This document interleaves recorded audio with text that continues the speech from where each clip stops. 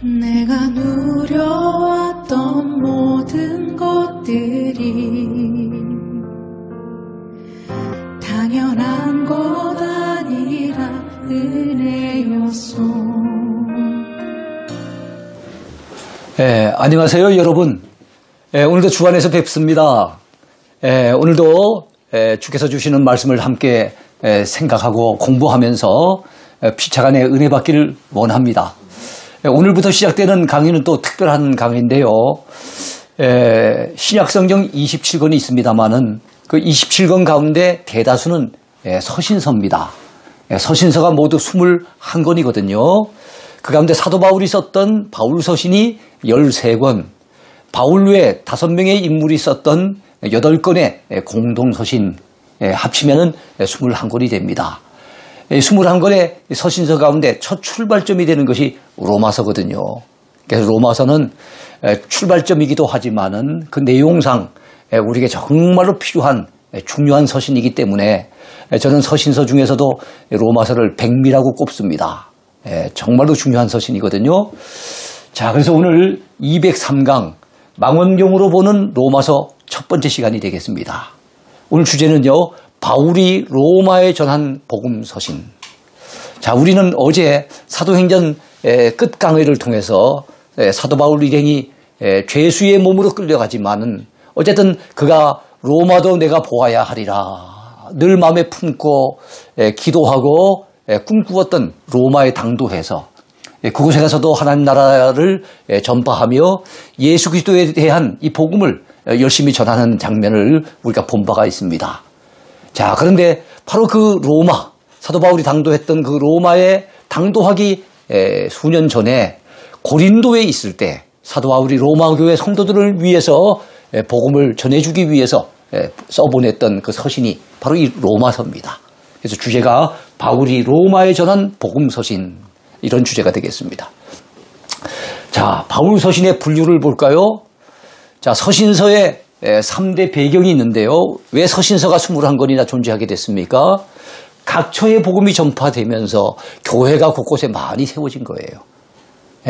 자, 그런데 교회가 많이 세워진 건 좋은데 문제가 발생하는 겁니다.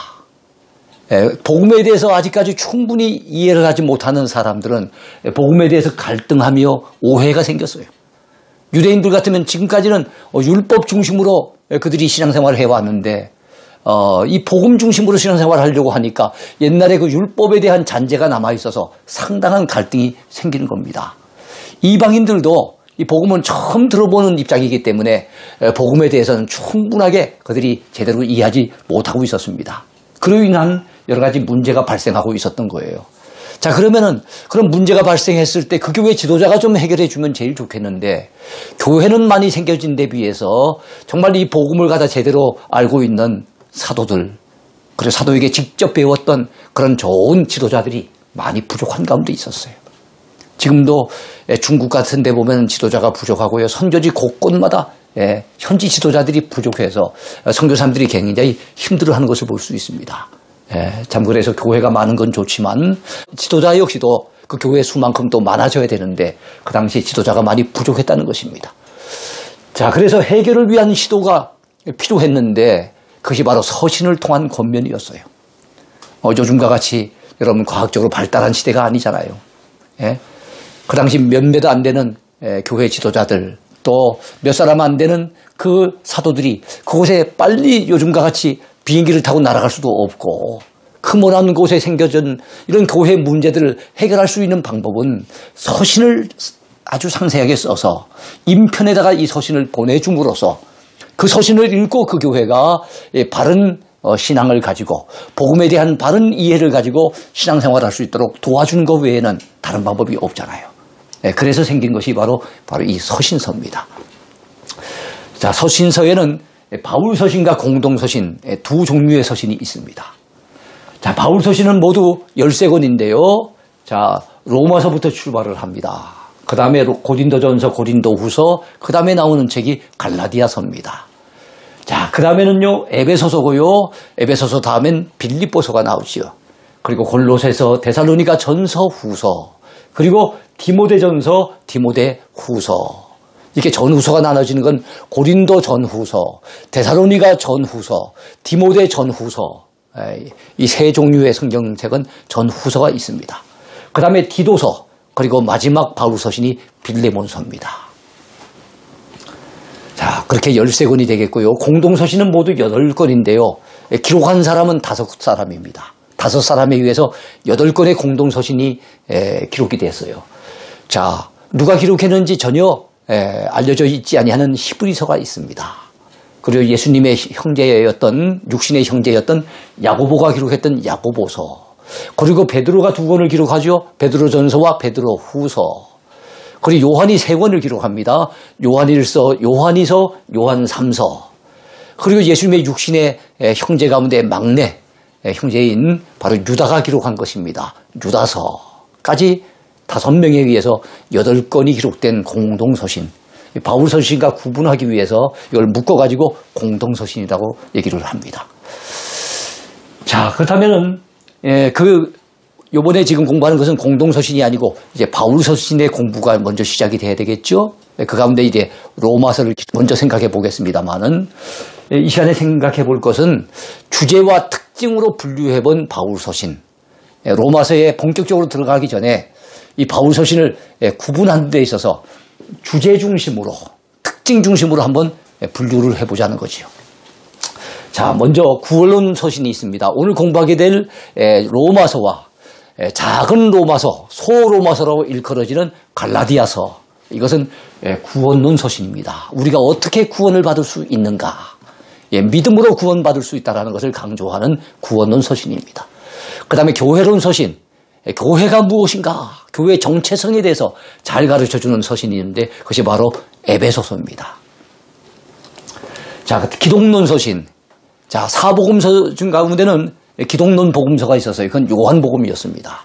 그렇다면 21권의 서신서 가운데 예수 그리스도의 정체성에 대해서 잘 가르쳐주는 기독론 서신이 있는데 그것이 바로 골로새서입니다.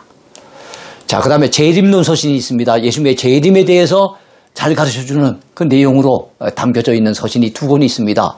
바로 데살로니가 교회에 보내진 2권의 서신인데요. 데살로니가 전서와 데살로니가 후서가 되겠습니다. 자, 실천신학 서신이 있습니다.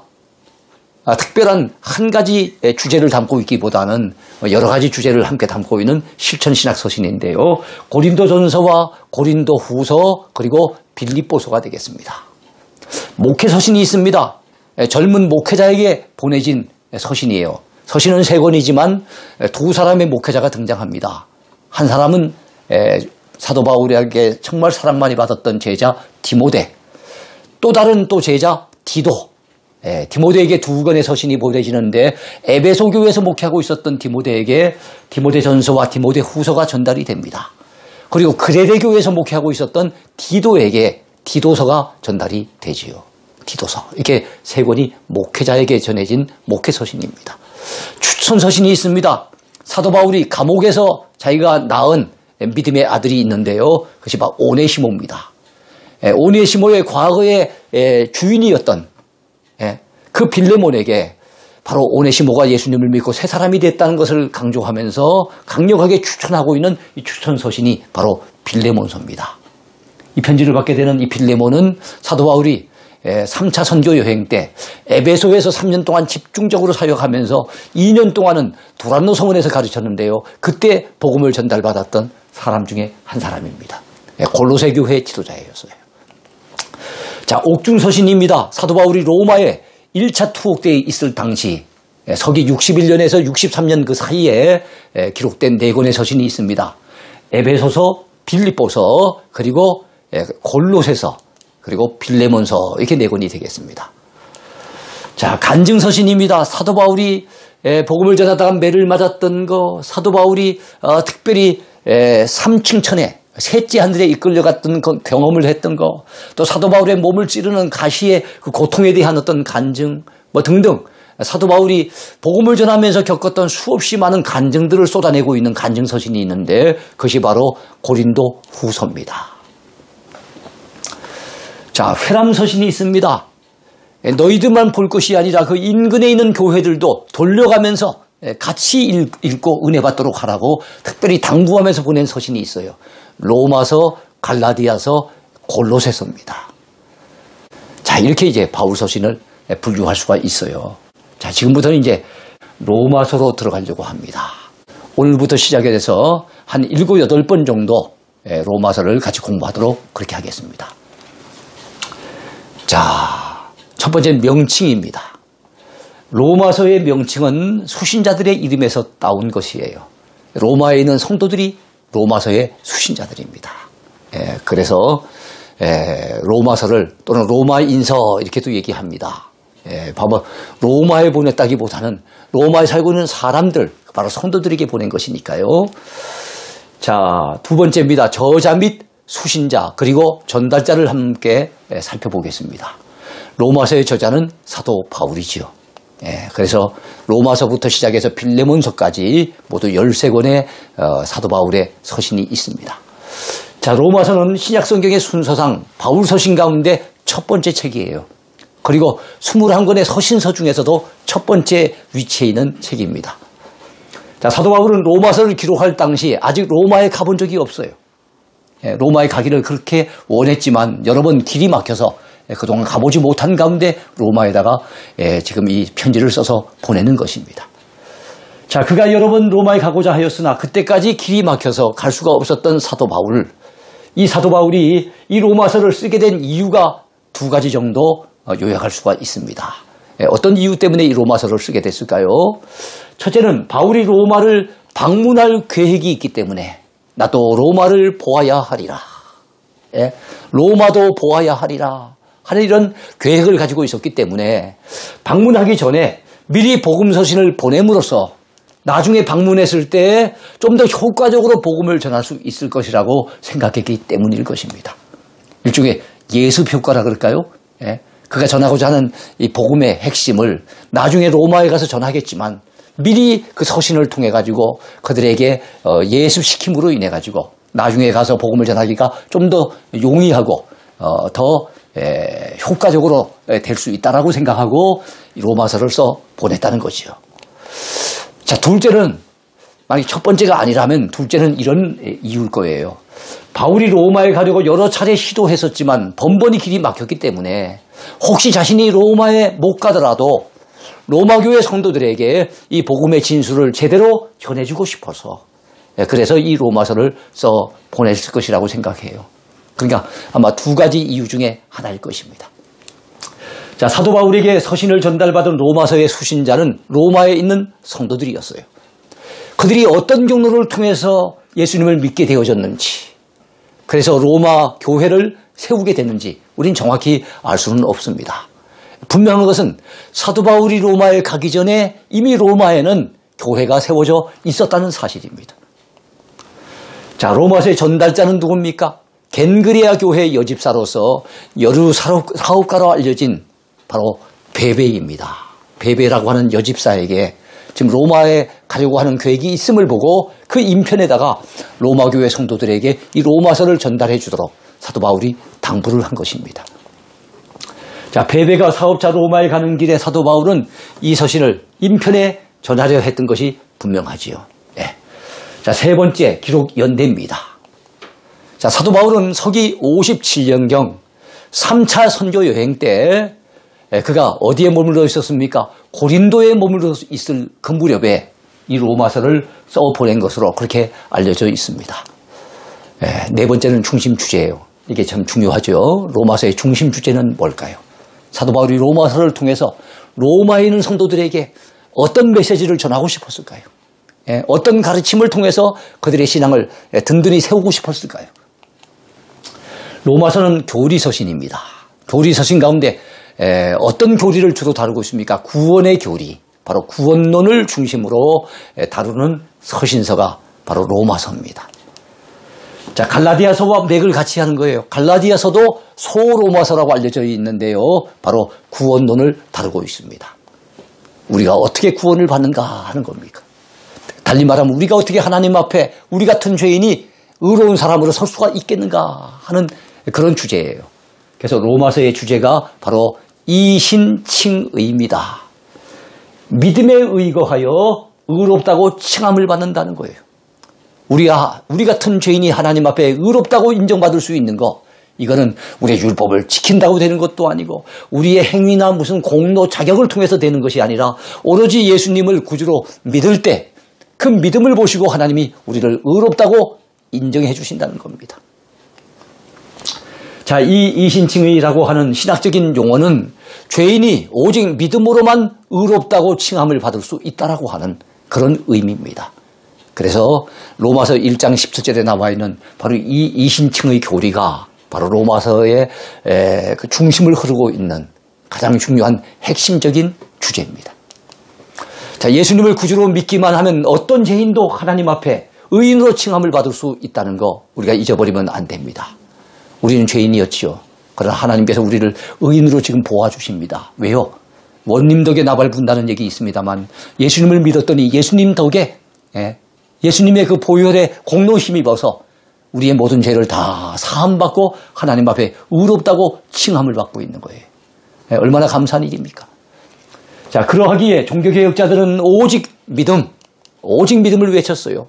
라틴어로 솔라 피데 그렇게 얘기를 하죠. 오직 믿음을 외쳤습니다. 자, 이신칭의는 또 다른 말로는 이신득의라고 얘기해요. 믿음에 의거해서 의롭다고 칭함을 받는다는 말은 믿음에 의거해서 의로움을 얻는다, 얻을 득자입니다. 의로움을 하나님 앞에 얻는다라고 하는 이신득의라는 뜻이 되기도 하고 때로는 이신득구라고도 얘기를 합니다. 자, 믿음에 의하여 구원을 얻는다는 거예요. 구원을 얻는다. 믿음에 의거하여 구원을 얻는다. 이신득구 다 같은 말입니다. 이신칭의, 이신득의, 이신득구 그 가운데 가장 강조되는 게 뭡니까? 믿음이란 말이에요. 자, 죄인된 우리는 오직 예수님을 믿음으로서만 의로움을 얻을 수 있고 구원을 받을 수가 있습니다. 이건 놓쳐버리면 안 되죠. 우리는 우리 자신의 행위를 통해서는 결코 구원을 받을 수 없습니다. 율법을 지켜서 구원받을 인생도 없다는 것이 성경의 가르침이에요. 자, 율법은 우리 자신의 죄를 깨닫게 해줄 뿐입니다. 그것이 바로 로마서 3장 20절에서 사도 바울이 강조하는 부분입니다. 오직 믿음으로만 구원을 받을 수 있다는 것, 이것이 거듭해서 강조하는 바로 로마서의 주제입니다. 로마서를 통해서 사도 바울은 이 부분을 거듭해서 강조한 거예요. 자, 그러한 사실을 우리 놓쳐버리면 안 됩니다. 오직 믿음으로 구원받을 수 있다라고 하는 사실을 사도 바울은 로마서를 통해 강력하게 우리에게 선포해주고 있습니다. 이것이 바로 로마서의 핵심 주제라는 거 잊지 마시고요. 로마서가 다루는 3대 주제가 있는데요. 어떤 주제를 다루는지 보겠습니다. 먼저는 첫째, 복음의 능력입니다. 복음의 능력이 뭡니까? 모든 믿는 자를 구원하시는 하나님의 능력. 그것이 복음이에요. 죄인을 의인으로 바꾸어주는 능력. 그게 복음입니다. 둘째는요, 믿음으로 얻는 구원입니다. 우리가 믿음으로 하나님 앞에 의로워진다는 것은 달리 말하면 믿음으로 구원을 받는다는 얘기죠. 자, 셋째는 구원받은 자의 새로운 삶입니다. 1장부터 11장까지가 교리적인 부분이라면 12장부터 16장까지는 바로 생활 부분을 얘기하고 있어요. 앞부분에는 우리가 어떻게 구원을 받는가라는 것이 중점적인 주제라면은 12장부터 16장까지 후반부는 구원받은 우리는 어떻게 살아가야 할 것인가, 이 부분을 다루고 있습니다. 다섯 번째는 핵심 요절입니다. 자, 로마서의 핵심 요절은 뭘까요? 로마서 1장 17절에 나오는 말씀이에요. 즉 오직 의인은 믿음으로 말미암아 살리라 하는 이 구절이 로마서를 대변하는 로마서의 요절입니다. 여러분, 이 구절은 구약 성경에서 따온 구절인데요. 구약의 하박국 2장 4절, 하비사, 하박국 2장 4절 우리가 잊어버리면 안 돼요. 자, 갈라디아 3장 11절에도 이 말씀이 나오고 히브리서 10장 38절에도 역시 등장하는 말씀이 바로 오직 의인은 믿음으로 말미암아 살리라 하는 거예요. 신약 성경에 로마서와 갈라디아서와 히브리서에 나옵니다만은 그것을 갖다가 저 구약으로 따져 올라가면 바로 하박국서 2장에 등장하는 것을 기억하시기 바랍니다. 자, 여섯 번째, 이 책의 성격입니다. 로마서의 성격이 무엇일까요? 어떤 성격을 지니고 있을까요? 로마서는 대단히 논리적으로 기록되었습니다. 죄인된 인간에게는 복음이 필요하며 자, 오직 믿음으로만 구원받을 수 있다는 그 교리를 아주 논리정연하게 잘 증거해주고 있는 책이 바로 이 로마서입니다. 7번째, 로마서의 별명을 한번 살펴볼까요? 자, 로마서는 성경의 금강석이라고 일컬어집니다. 금강석, 다이아몬드죠. 예. 로마서는 인간 구원의 문제를 논리적으로 잘 다루고 있기 때문에 대표적인 구원론 서신으로서 그야말로 성경 속의 다이아몬드와 같다고 하겠습니다. 여러분, 성경이 어떤 책입니까? 우리 하나님이 우리에게 주신 선물로서 우리 인간을 구원하기 위한 책이 바로 성경책 아니겠어요? 예? 바로 성경책을 하나님께서 우리에게 주신 목적, 우리를 구원하기 위한 목적이에요. 그렇다고 봤을 때 바로 그 구원론을 집중적으로 다루고 있는 이 로마서는 그 많은 성경들 가운데서도 반짝반짝 빛나는 이 다이아몬드와 같다고 분명히 생각할 수가 있습니다. 자, 이 로마서를 통해 은혜 받고 이 로마서를 통해 회심한 인물들이 참 많이 있어요. 예? 로마서가 교리 서신이기 때문에 굉장히 좀 딱딱해 보일 것 같습니다만 여러분 정말 그 말씀을 깊이 있게 묵상하고 또 제대로 갖다 공부를 하면은요, 야, 이 로마서를 통해서 우리가 얻는 구원의 확신, 구원의 감격 얼마나 귀한지 모릅니다. 자, 예컨대 종교개혁자 마틴 루터와 존 칼빈. 마틴 루터는 종교개혁의 횃불을 높이 들었던 사람, 종교개혁의 선구자입니다. 존 칼빈은 교리적으로 아주 성경적인 체계를 갖다 세워가지고 종교개혁을 갖다 온전하게 완성시킨 완성자입니다. 이 두 사람 모두 로마서 1장 17절에서 영감을 받았어요. 종교개혁에 불을 당겼던 인물들이 바로 마틴 루터와 존 칼빈입니다. 특별히 여러분, 존 칼빈이 중세의 이 사람에게 영향을 또 많이 받았는데요. 중세의 유명한 성자라고 일컬어지는 어거스틴, 아우구스티누스. 이 어거스틴은 로마서 13장 12절에서 14절까지의 말씀을 갖다가 통해서 놀라운 회심을 경험합니다. 그는 17살에 참으로 타락의 길을 걷기 시작합니다. 그의 어머니 모니카는 타락의 길을 걷고 있는 이 어거스틴 때문에 정말로 애를 태우면서 15년 동안이나 눈물로 기도하지요. 하나님께서 정말로 15년 만에 이 어거스틴을 갖다 완전히 회심시키시는데요. 32살에 바로 이 로마서 13장 말씀을 통해서 은혜를 받고 완전히 깨지고, 그리고 난 다음에 여러분 바로 이 어거스틴이 중세에 정말로 귀한 큰 영향력을 미치는 그런 신학자가 되고 성자가 됩니다. 자, 8번째 주제는 구조 분석입니다. 자, 로마서는 어떤 구조로 이루어져 있을까요? 자, 먼저 복음의 필요성이 1장부터 3장까지 제기가 됩니다. 왜 우리에게 복음이 필요할까요? 네. 여러분, 모든 사람이 죄인이기 때문에 복음이 필요해요. 1장에서는 바로 이방인들이 죄인이라고 얘기를 합니다. 그 다음에 2장에서는 유대인들아 너희들은 나으뇨, 너희들도 역시 죄인이라고 얘기를 합니다. 3장에는 그래서 모든 사람이 죄인인데 의인은 없나니 한 사람도 없다고 얘기를 하고, 모든 사람이 죄를 범하였음에 하나님의 영광에 이를 자가 아무도 없다고 그렇게 사도 바울은 선언을 합니다. 그렇기 때문에 모든 사람이 죄인이기 때문에 죄인된 우리가 우리의 힘 가지고는 정말로 하나님 앞에 의롭다고 함을 받고 하나님 앞에 구원받을 길이 없다는 거예요. 그래서 우리에게 복음이 필요하다는 거예요. 그래서 우리에게 예수 그리스도가 필요하다는 거예요. 그래서 우리에게 예수님을 믿는 믿음이 필요하다는 거예요.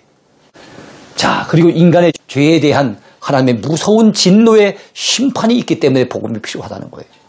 우리가 죄인이라 할지라도 우리 죄 때문에 다가오는 무서운 진노, 무서운 심판, 이것이 없다고 한다면 복음이 그렇게 간절하게 우리에게 필요가 없을지도 모릅니다.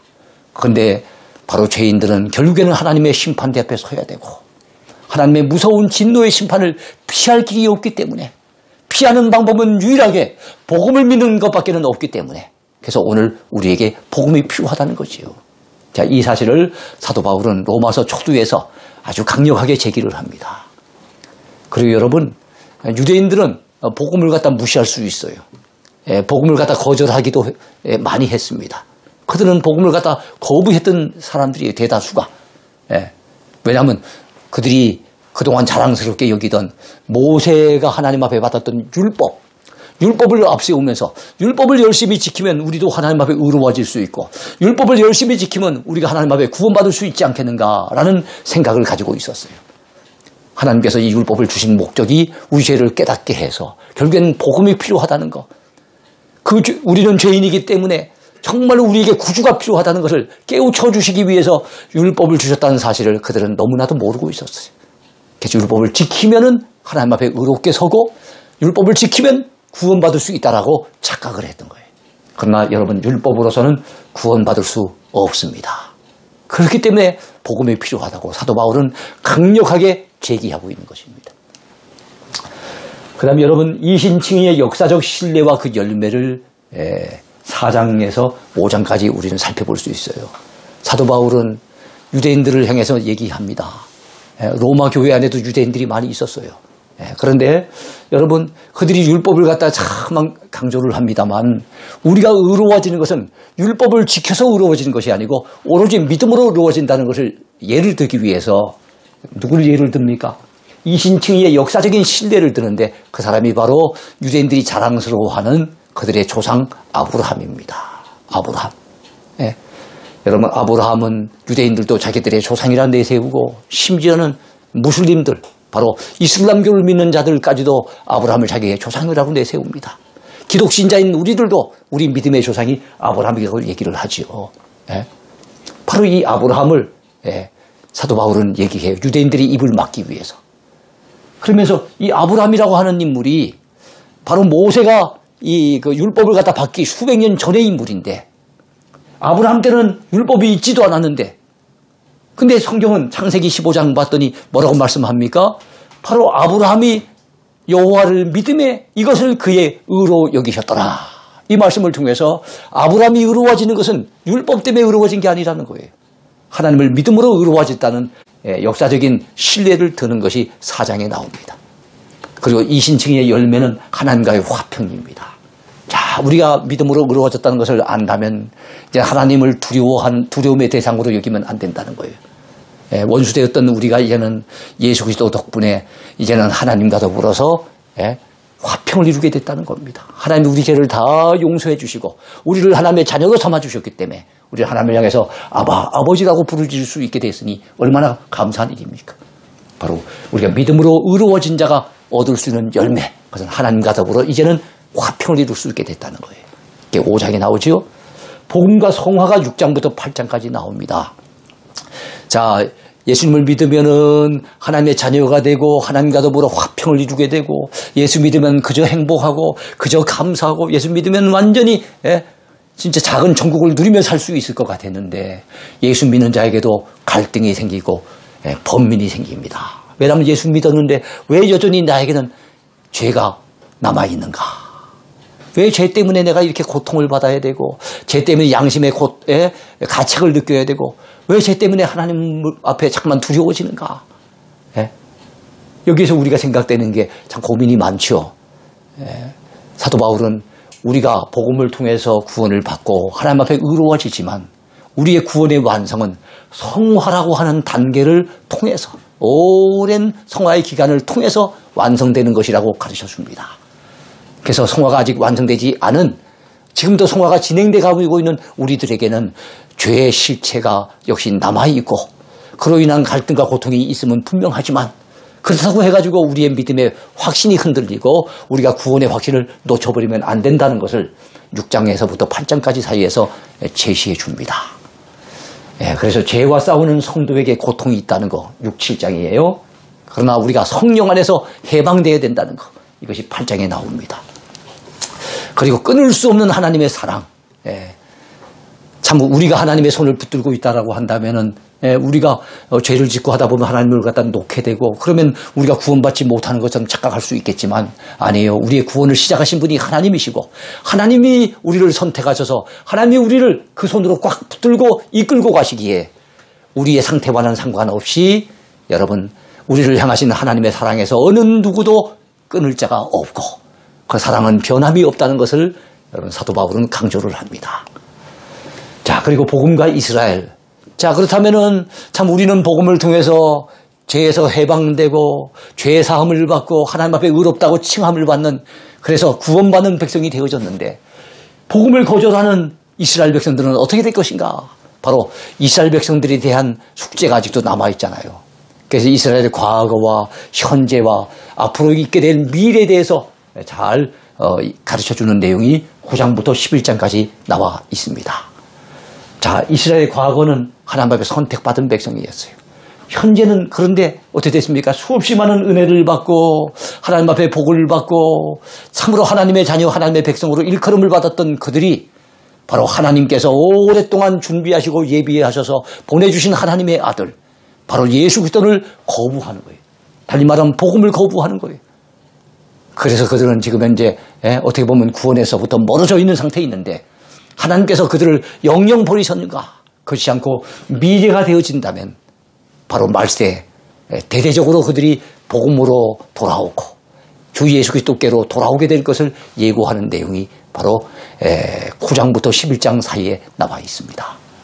자, 그리고 복음과 사함, 지금까지 살펴보았던 것은 어떻게 우리가 구원을 받는가, 어떻게 우리와 같은 죄인이 하나님 앞에 의롭다고 칭함을 받을 수 있는가, 이 부분에 초점이 맞춰져 있었다면 12장부터 16장까지는 어떻게 우리가 살아야 될 것인가, 구원받은 우리는 어떤 삶을 살아야 될 것인가에 대한 가르침을 담고 있습니다. 자, 믿는 자들의 개인 생활이 12장에, 그리고 믿는 자들의 사회생활, 그것이 13장에 나와 있고요. 믿는 자가 교회 생활을 할 때는 어떻게 할 것인가, 14장부터 15장까지 나와 있습니다. 그리고 믿는 자의 친교 생활은 16장이 나와 있고요. 그 모든 생활의 밑바탕에 흐르는 것은 바로 사랑이어야 된다는 것. 이것을 갖다가 사도 바울은 강조를 하지요. 여기까지가 로마서의 끝입니다. 자, 로마서의 전체적인 내용을 이렇게 훑어서 공부를 해봤습니다. 내일부터는 정말로 우리의 구원과 관련된, 그리고 우리의 성화와 관련되고 우리의 생활과 관련된 대단히 중요한 말씀들을 계속해서 공부하게 될 것입니다. 여러분, 로마서 관심을 가지시고 열심히 경청해 주시기 바랍니다. 오늘 강의 여기까지입니다. 감사합니다.